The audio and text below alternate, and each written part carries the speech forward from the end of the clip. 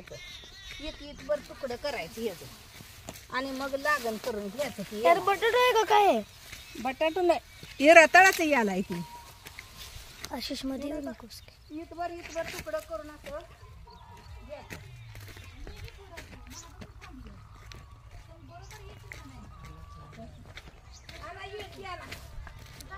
घ्यायचं. कसं तुकडं करायचं ते दाखवते. म्हणजे अरे आपण कांदा चिरतो ती येते आणायची. हा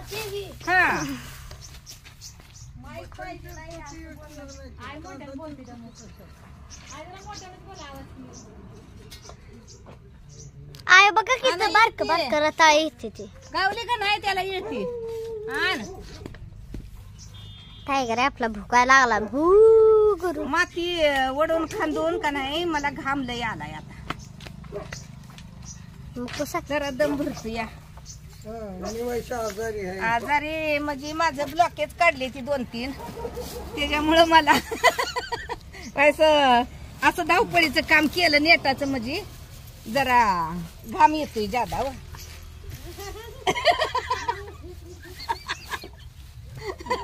आणि माझ्या इडीवला सगळे हसते ती बघा.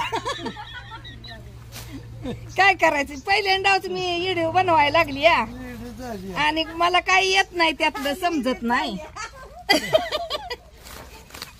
ह्या का असं एवढं कट करायचं आणि हे का नाही हे असं बुंड्यावर असं पुरायचं. दोन्हीकडं हे टोकवर झालं पाहिजे, मधला भाग खाली गेला पाहिजे बुंड्यात.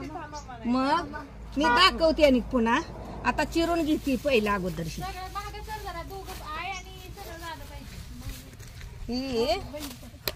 ही वेल असं चिरून घ्यायचं एवढं एवढं.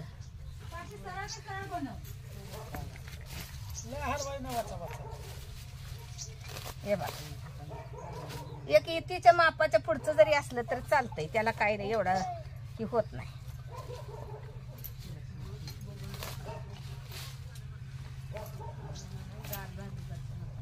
ही बघा चिरलं, त्याला काही उशीर लागतोय का? लावाय सुद्धा उशीर लागत नाही. पटापटा एक येल धरून असा त्या बुंड्यात असा घुसवला का नाही लगेच लागतंय. त्याला पाणी सोडायचं पुन्हा.